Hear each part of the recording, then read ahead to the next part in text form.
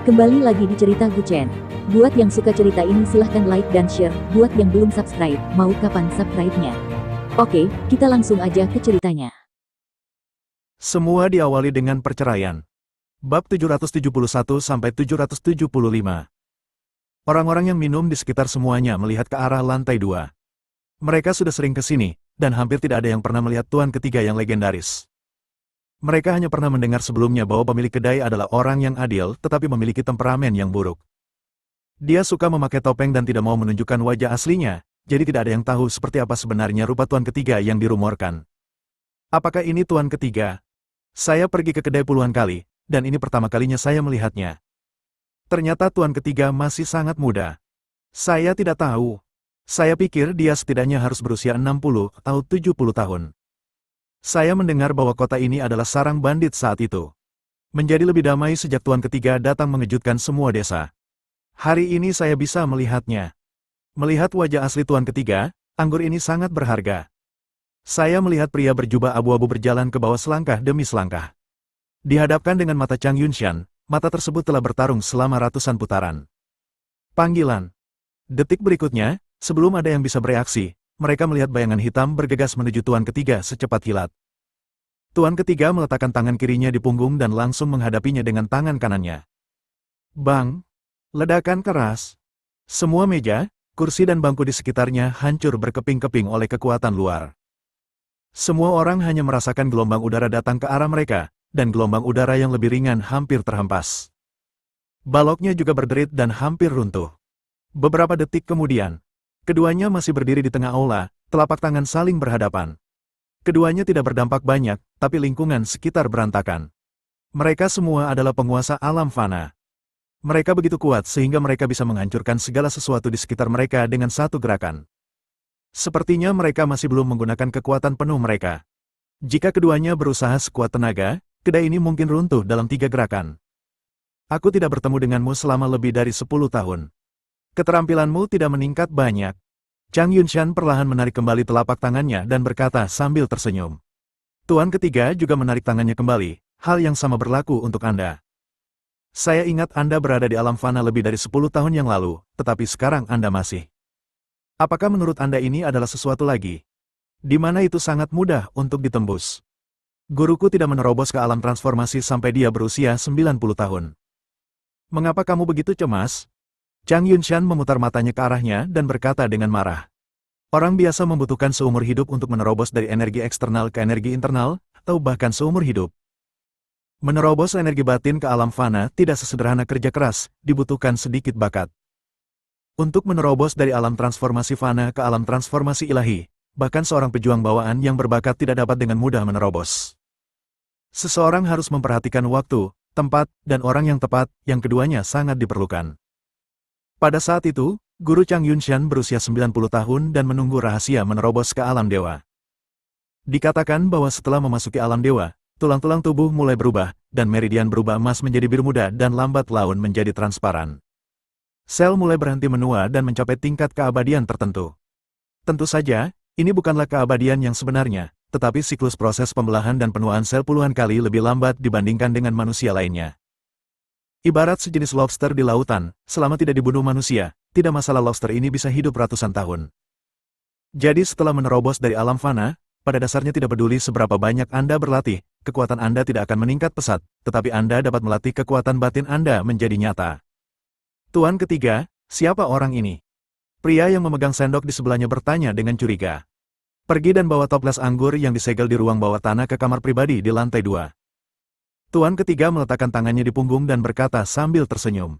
Pelayan menjadi cemas ketika mendengar ini, Tuan ketiga, Anda tidak bisa. Anda membawa anggur itu jauh-jauh hari. Ini sudah menjadi anggur selama beberapa dekade, dan Anda bahkan enggan meminumnya. Apakah Anda akan mengeluarkannya untuk diminum sekarang? Bukankah anggur hanya untuk diminum? Aku bahkan tidak bisa menyanjung mereka dengan minum dengan cara yang benar. Sambutan anggur yang bagus. Bukankah ini sebuah lelucon jika seorang teman lama datang jauh-jauh menemuiku tanpa memberinya minuman? Tuan ketiga melihat sekeliling dan melambai, aku senang hari ini, semuanya minum. Banyak orang telah tinggal di kota ini selama lebih dari 10 tahun, dan ini pertama kalinya mereka bisa minum di sini. Di kamar pribadi kecil di lantai 2. Keduanya duduk berhadapan, dan tuan ketiga secara pribadi merobek kain berdebu itu. Semburan debu menyerbu ke arah mereka, tetapi setelah membuka penutupnya, aroma anggur tiba-tiba keluar. Tidak hanya seluruh ruangan pribadi yang dipenuhi aroma wine, seluruh kedai juga dibalut dengan aroma wine. Toples anggur ini adalah karya Zhuo Xiaoyao yang menganugerahkan gelar dewa. Ini adalah satu-satunya toples di dunia. Tentu saja, orang biasa tidak bisa meminum anggur jenis ini. Hanya seteguk saja yang bisa membuat seluruh tubuhnya panas, penuh kekuatan, dan ingin melakukannya. Ketika semua orang dibawa mencium aroma anggur, mereka langsung merasakan bahwa anggur Wang Yu di cangkir mereka tidak lagi berbau harum. Dulu saya berpikir bahwa anggur Wang Yu ini sudah merupakan anggur terbaik di dunia, tetapi ketika saya mencium toples anggur berumur puluhan tahun yang dibuka oleh tuan ketiga sendiri, saya langsung merasa bahwa anggur yang mereka minum tidak berkualitas tinggi. Anggur ini rasanya enak sekali. Apakah ini terakhir kalinya hakim daerah ingin menghabiskan 1 juta yuan untuk membeli anggur ini? Sepertinya begitu. Kudengar ada banyak anggur bagus di gudang anggur Sanye, tapi sebotol anggur ini tidak berharga 1 juta yuan. Itu terlalu boros. Tahukah Anda, apakah tuan ketiga adalah orang yang kekurangan uang? Dia tidak akan datang kepada kami jika dia kekurangan uang. Ini adalah kota kecil. Bukannya aku tidak tahu sifat tuan ketiga. Jika kamu tidak tahu cara minum, aku bahkan tidak akan melihatmu jika kamu memberi 100 juta.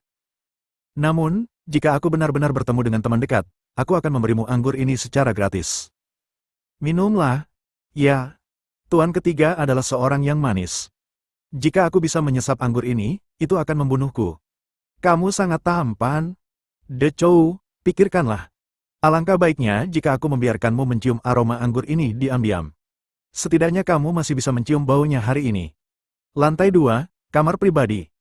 Chang Yunshan memegang anggur itu dan tidak meminumnya dengan tergesa-gesa.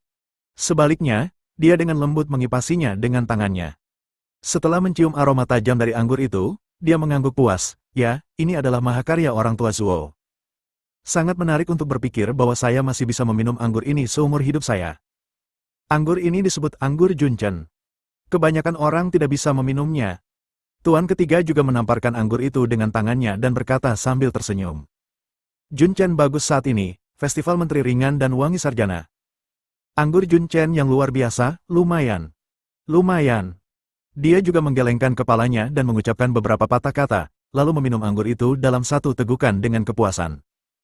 Ngomong-ngomong, kamu tidak akan meminta bayaran untuk minuman ini, kan?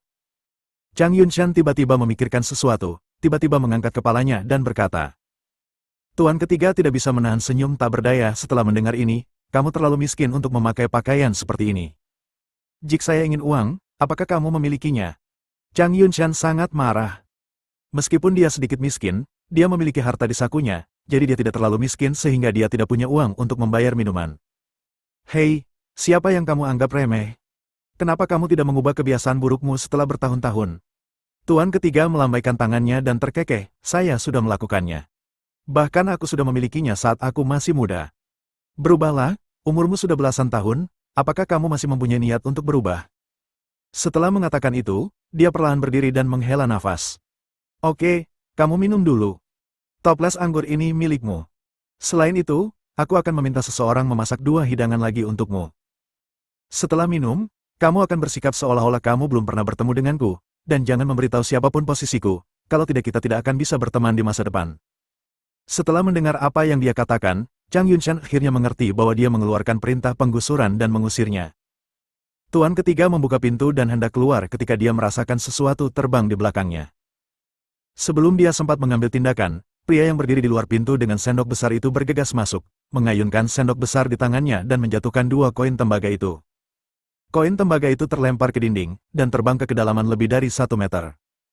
Terlihat bahwa tindakan Chang Yunshan barusan juga tanpa ampun.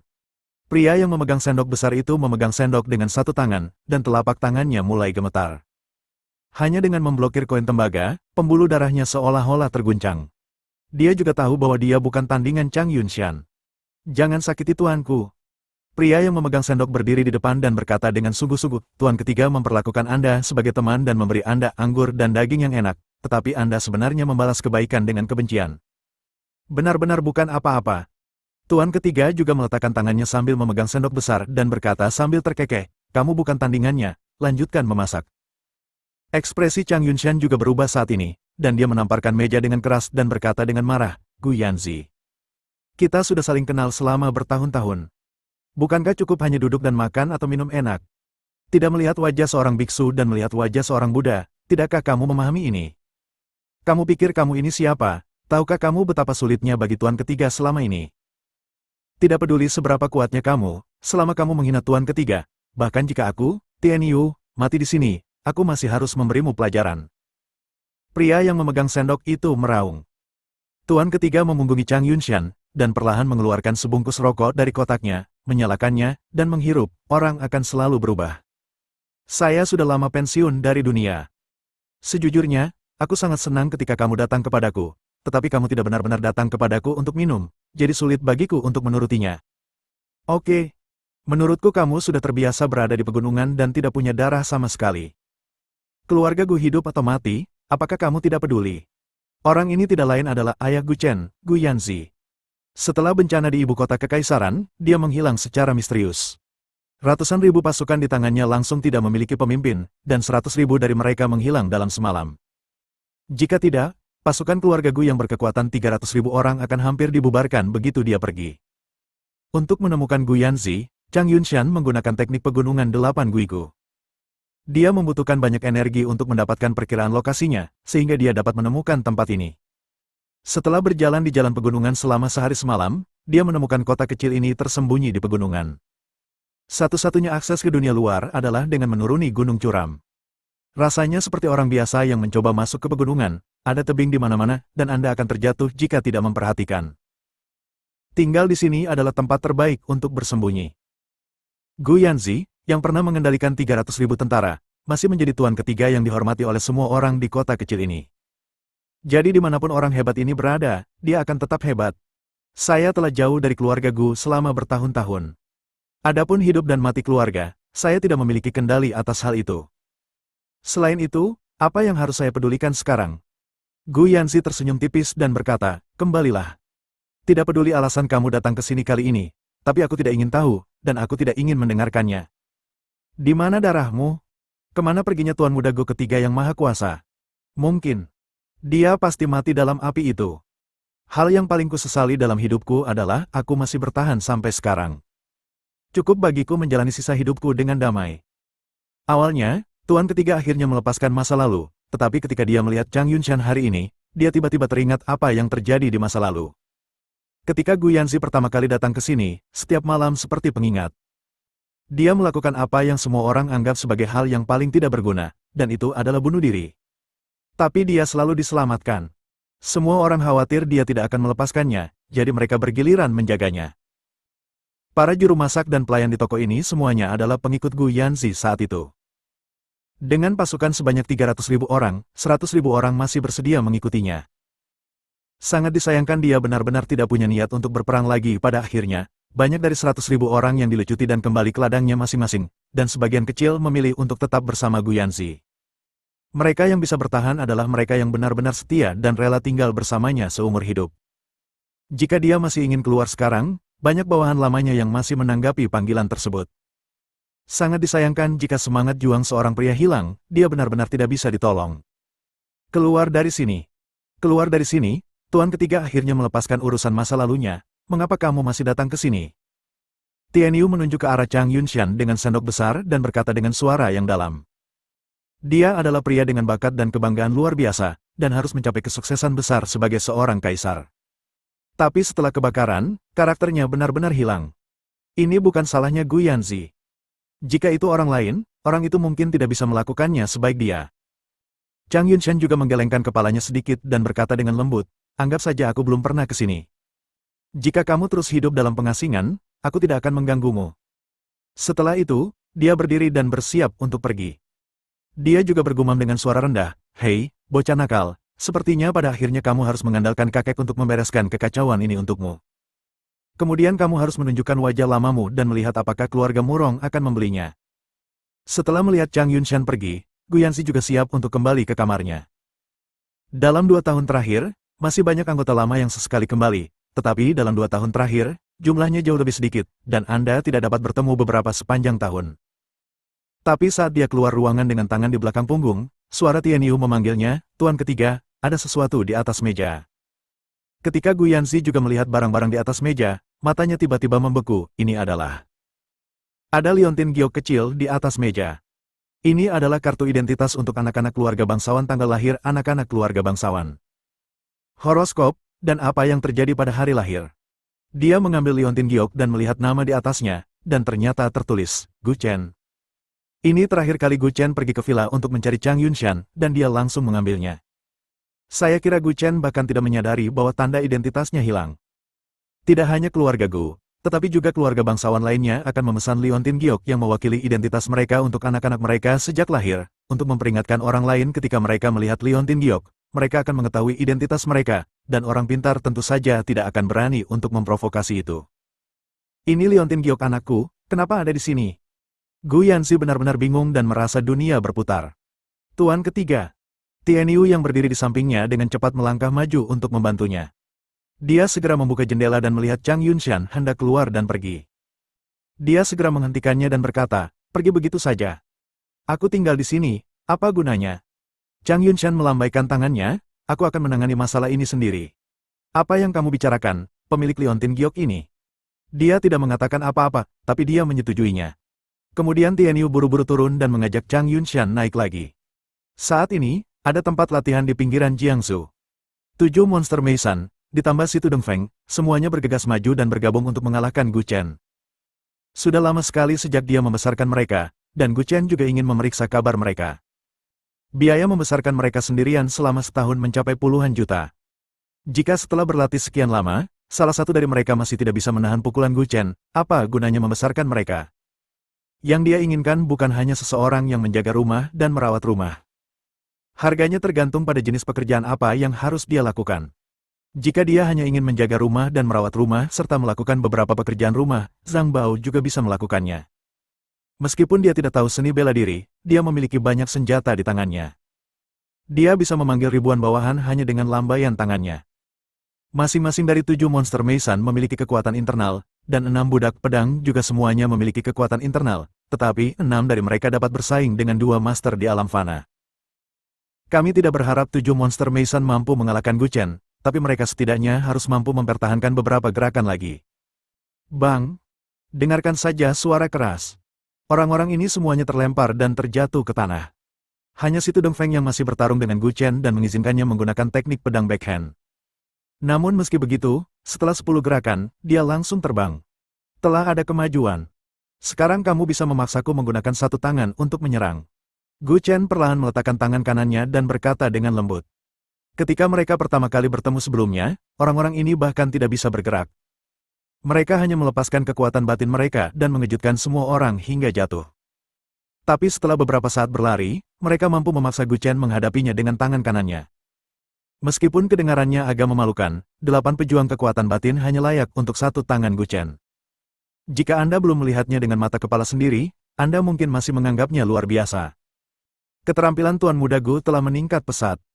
Si Tudong Feng perlahan bangkit dari tanah, menutupi dadanya dan batuk beberapa kali dan berkata dengan lembut. Gu Chen meletakkan tangannya di punggung dan tersenyum ringan, bukannya saya membaik, hanya saja cedera saya perlahan pulih. Saya sudah pulih 70%, tapi itu tidak cukup. Ini baru 70% pulih. Dahi semua orang ditutupi garis-garis hitam. Teman baik, sekarang dia hanya berada di 70% dan dia telah mengalahkan semua orang tanpa kemampuan untuk melawan. Jika Gu Chen pulih sepenuhnya, mungkin semua orang yang telah berlatih begitu lama hanya akan dapat mendukungnya dengan satu gerakan. Kapan kita akan berangkat? Si Tudong Feng perlahan berdiri dari tanah dan bertanya dengan lembut. Pergi? Kemana kita akan pergi? Gu Chen mengangkat kepalanya dan meliriknya. 3 hari kemudian, itu akan menjadi hari tahun baru. Jika tebakanku benar, Murong Yi seharusnya memindahkan tanggal pernikahan ke waktu ini. Menurut waktu yang diumumkan secara resmi, masih ada 10 hari, tapi itu hanya untuk membingungkan masyarakat dan mencegah seseorang menimbulkan masalah. Bahkan untuk mencegah kesalahan pada pernikahan kali ini, keluarga Murong mungkin tidak mengundang banyak teman dari keluarga bangsawan, dan berencana menunggu hingga acara selesai untuk menebusnya. Selama Murong Waner dan Nalange resmi menikah, tidak ada yang perlu ditakutkan jika terjadi sesuatu lagi. Nasi mentah sudah matang, dan tidak perlu khawatir orang lain akan membuat onar. Bahkan jika aku pergi, aku tetap akan pergi. Kenapa kamu begitu bersemangat? Gu Chen memutar matanya ke arah kelompok itu dan tidak bisa menahan senyum pahit. Dari apa yang dia katakan, dia tidak bermaksud membawa semua orang bersamanya. Semua orang tidak bisa tidak saling memandang dan melirik satu sama lain. Hei, Tuan Gu, bukankah Anda melatih kami begitu intens hanya untuk membawa kami mencuri pengantin? Mengapa kamu begitu cemas? Tuan Gu tentu saja punya rencananya sendiri. Gu Chen diam-diam mengeluarkan sebatang rokok, menyalakannya dan menarik napas dalam-dalam. Dengarkan baik-baik, kali ini saya akan menjemputnya, bukan untuk merebutnya kembali. Kata-katanya berbeda, tetapi artinya berbeda. Ini berbeda. Ya. Situ Deng Feng menggaruk kepalanya, tunggu sebentar, Tuan Gu. Kalian terlalu mencolok. Semua orang segera menyatakan penolakan mereka. Sekarang Gu Chen telah menjadi tokoh inti di Provinsi Barat Daya. Jika terjadi sesuatu padanya, seluruh ibu kota provinsi akan berada dalam kekacauan. Bisnis bahan obat akan runtuh seketika. Bahkan jika Qi Yu dan Chen Yue ada di sana untuk membantunya mengurusnya, jika Gu Chen pergi, mereka harus bekerja untuk siapa? Meski banyak yang menentang, ia tetap tak mengubah keputusannya. Jiangsu adalah fondasinya. Jika sesuatu terjadi di sini, fondasiku akan terguncang. Tujuan melatih kalian selama periode ini bukan untuk membiarkan kalian pergi ke Fengtian bersamaku, tetapi untuk mencegah siapapun melakukan apapun saat aku tidak berada di sekitar. Biarkan pasukan lain menetap di Jiangsu. Gu Chen menarik napas dalam-dalam dan berkata dengan tenang. Situasinya tidak jelas sekarang. Tidak diketahui berapa lama waktu yang dibutuhkan untuk pergi ke kota Fengtian kali ini. Jika dia membawa semua orang pergi, Jiangsu akan kosong. Anda tidak dapat mengandalkan tuan yang sebagai orang yang bermuka dua, kan? Ketika Gu Chen berada di Jiangsu, dia mungkin masih waspada. Setelah dia pergi, tidak jelas apakah lelaki tua itu akan menjadi batu sandungan di belakangnya. Jadi kali ini dia berencana untuk keluar dengan ringan, menjaga Situ Deng Feng dan rombongannya di Jiangsu, dan menyerahkannya kepada Zhao Kai dan Zhang Xiaotian untuk mengurus mereka. Pada saat kritis, dia tidak mempercayai siapapun kecuali bangsanya sendiri. Meskipun Situ Deng Feng juga mengakui bahwa perkataan Gu Chen masuk akal, terlalu berbahaya untuk pergi ke utara sendirian. Tuan Gu, mengapa Anda tidak membawa saya bersama Anda agar saya dapat mengurus dalam perjalanan? Tidak dapat dihindari bahwa Anda harus memiliki seseorang untuk membantu Anda. Gu Chen memiliki kesan yang baik terhadap Situ Deng Feng, seorang pria yang setia dan berani, dan dia juga pandai menggunakannya. Tidak perlu. Cukup bagiku untuk membawa Wan Cheng bersamaku kali ini. Dia memegang tangannya dan mengangguk sedikit. Oke, kamu bisa terus berlatih. Ada hal lain yang harus aku tangani dulu. Tuan Gu. Ketika kata-kata itu keluar dari bibirnya, Situ Deng Feng masih menelannya. Melihat punggungnya, 7 monster Meisan juga sedikit menggelengkan kepala. Tuan Muda Gu mengambil terlalu banyak risiko kali ini, kan? Bahkan jika dia membawa banyak orang bersamanya, dia mungkin tidak dapat melarikan diri tanpa cedera, apalagi jika dia berencana untuk pergi sendirian. Tanah utara tidak dapat dikendalikan oleh pasukan selatan. Jika itu benar-benar perampokan, jika keluarga Murong marah dan seluruh wilayah ditutup, tidak ada yang bisa keluar. Kali ini, dia tidak punya peluang menang sedikitpun. Obat apa yang dijual di labu oleh Tuan Gu? Ah, saya akui dia jenius. Tapi dia menghadapi raksasa seperti keluarga Murong, bisakah dia melakukannya? Dia bersyukur atas perawatan Gu Chen baru-baru ini, jadi itulah yang sangat membuatnya khawatir. Di antara 7 monster Meisan, ada juga yang berasal dari utara. Misalnya, Situ Deng Feng adalah contoh terbaik. Dia telah tinggal di utara sejak dia masih kecil dan sangat menyadari kekuatan keluarga Murong. Tangan keluarga ini sudah bisa mencapai gurun Mobei Gobi.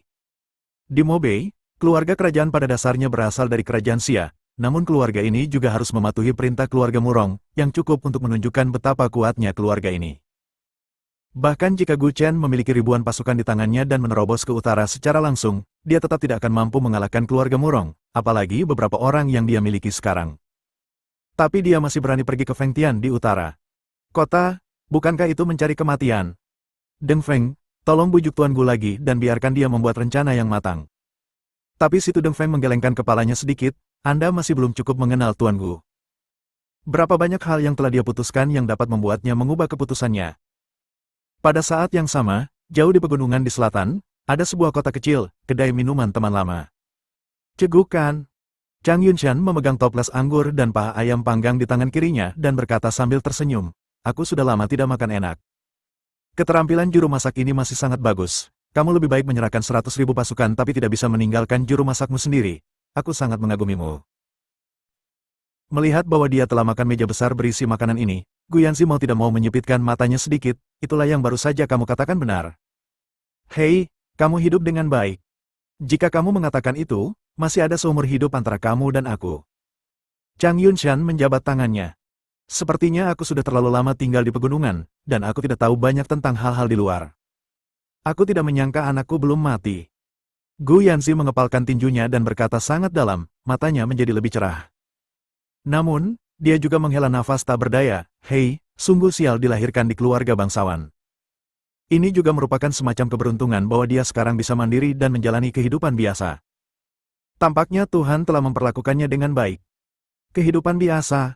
Chang Yunshan menggelengkan kepalanya sedikit, Tuhan memang memperlakukanmu dengan baik. Angka 95 pada dirimu telah hilang, tetapi telah ditambahkan padanya. Kamu tahu itu, dengan takdir negatif dari 95, sulit untuk tidak menonjol. Apa katamu? Ketika Chang Yunshan pertama kali bertemu Gu Yanzi, dia tahu dari wajahnya bahwa dia adalah Raja Manusia dan dia memiliki takdir 95. Raja Manusia adalah sosok yang bisa meramal, mengetahui rahasia dari surga. Hal ini pernah Mimin ceritakan di novel Kaisar Bela Diri Abadi. Selama dia bekerja sama dengan waktu yang tepat, tempat yang tepat, dan orang yang tepat, dia bisa menjadi raja masa depan. Mereka yang memiliki nasib ini, terlepas itu pria atau wanita, tidak dapat benar-benar menjalani kehidupan orang biasa. Mereka semua telah ditakdirkan, entah bagaimana. Saat itu, bahkan jika Wu Zetian masih seorang gadis, dia menjadi seorang kaisar bela diri setelah dibebani dengan nasib 95. Nasib 95 Gu Yanzi kini telah lenyap, itulah sebabnya ia dapat menghabiskan lebih dari 10 tahun dengan damai di kota pegunungan kecil ini. Meski tergolong hambar, namun tetap nyaman. Dia tidak hanya memiliki nomor 95, tetapi dia juga termasuk di antara kain sutera Myrtle. Kamu paling banyak memiliki citra seorang raja, tetapi dia memiliki takdir seorang kaisar. Takdir anakmu jauh melampauimu. Chang Yunshan meletakkan toples anggur dan berkata dengan lembut. Orang biasa mungkin akan bahagia jika mereka mengetahui bahwa takdir mereka begitu kuat, namun Gu Yanzi tidak. Dia tahu betul betapa buruknya takdir ini. Lagi pula, dia tidak bisa menjadi seperti orang biasa dan melakukan hal-hal orang biasa. Ngomong-ngomong, ada satu hal penting lagi yang lupa ku beritahukan padamu. Mereka membicarakan urusan keluarga Murong bersama sambil minum. Dia telah membuat ramalan untuk Gu Chen sejak lama. Ramalan yang terungkap saat dia pergi ke utara kali ini sangat biasa, dengan kejahatan dan bahaya yang sama. Dia juga mengatakan bahwa dia ditakdirkan untuk menarik orang-orang mulia.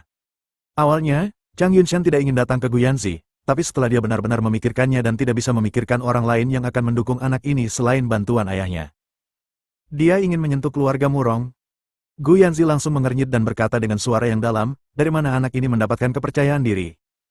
Hei, bukankah kamu pikir dia harusnya sepertimu? Bukankah kalian serupa?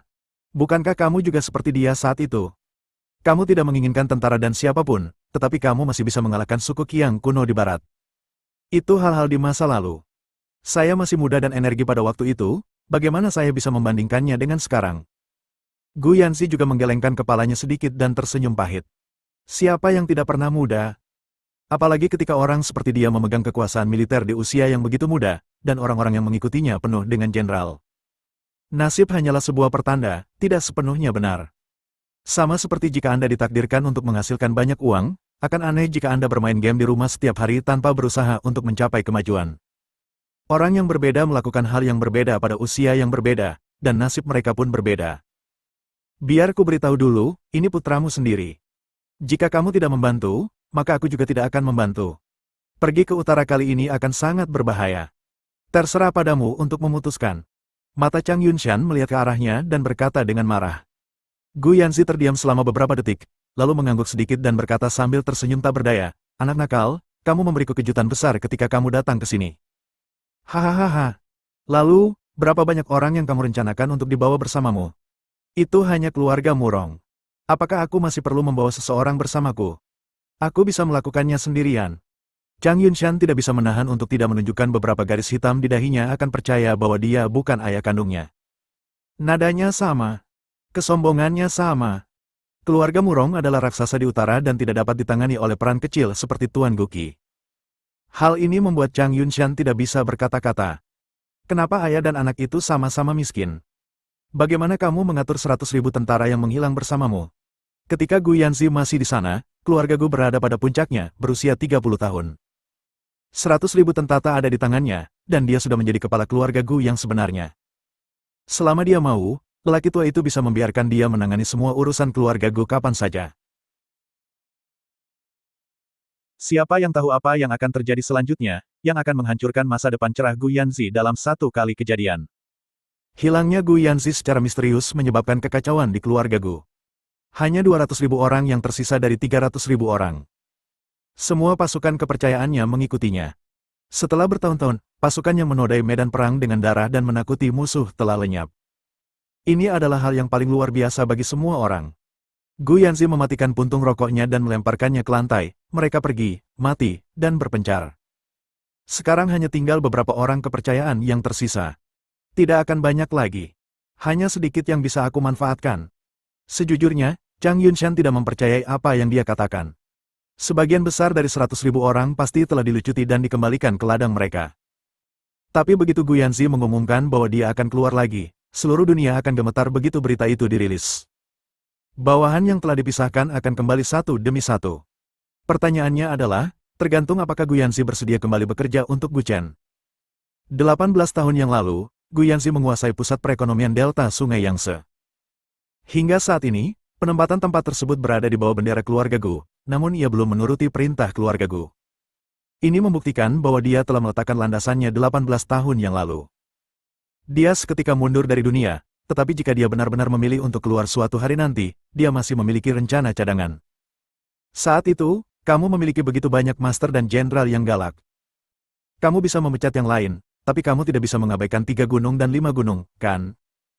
Chang Yunshan bertanya sambil memegang tangannya. 3 gunung tinggal bersama keluarga Gu, tapi 5 gunung suci tidak ada di sana. Di mana mereka? Setiap keluarga memiliki organisasi induk dengan nama kode tertentu, seperti 6 budak pedang dari keluarga Kong, 12 hewan zodiak dari keluarga Yang, Del. Ini hanyalah nama kode yang terdiri dari beberapa master. Di antara mereka, 3 gunung dan 5 gunung dikenal sebagai ahli andalan keluarga Gu. Ini semua diciptakan oleh Gu Yanzi dan mengikutinya dengan sepenuh hati. Inilah mengapa Yandang Sang segera memanggilnya, Tuan Muda, kecil ketiga, setelah melihat Gu Chen. Dia sangat menghormati Gu Yanzi di dalam hatinya. Lagi pula, sangat jarang bertemu dengan seorang master dengan integritas politik dan bakat. Keterampilan sipil dan seni bela diri meyakinkan semua orang. Namun, setelah kejadian itu, 5 gunung menghilang secara misterius, namun 3 gunung terus bertahan di keluarga Gu. Ini jelas diperintahkan oleh Gu Yanzi, jika tidak, mengapa 5 gunung tiba-tiba menghilang dan 3 gunung dipertahankan? Dia mengatakan bahwa dia telah menghilang dari dunia, tetapi setiap gerakan yang dia lakukan meninggalkan bayangan bagi dirinya sendiri. Entah dia tidak akan meninggalkan gunung, atau jika dia melakukannya, itu pasti akan membuat kekacauan besar. Ayah dan anak ini bukanlah lampu hemat bahan bakar. Aku mengatur 5 gunung suci. Tepat ketika Gu Yanzi hendak mengatakan lokasi 5 gunung suci, Chang Yunshan segera membuat jari diam. Dia tiba-tiba menyadari ada sesuatu yang tidak beres, dan sebuah sumpit melesat lewat. Panggilan. Kepala sumpit langsung melewati pintu kayu dan terbang keluar ruangan. Ah, Tuan ketiga, ini aku. Jeritan datang dari luar pintu.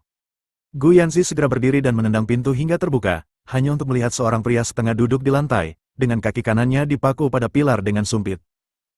Hal ini cukup menunjukkan bahwa skill Gu Yanzi pasti tidak kalah dengan Chang Yunshan, dan jarang sekali di dunia ini yang bisa bertarung setara dengan Gu Yanzi. Kamu bajingan. Beraninya kamu menguping apa yang saya bicarakan. Pria parubaya itu duduk setengah duduk di lantai dan meratap, Tuan ketiga, saya tidak.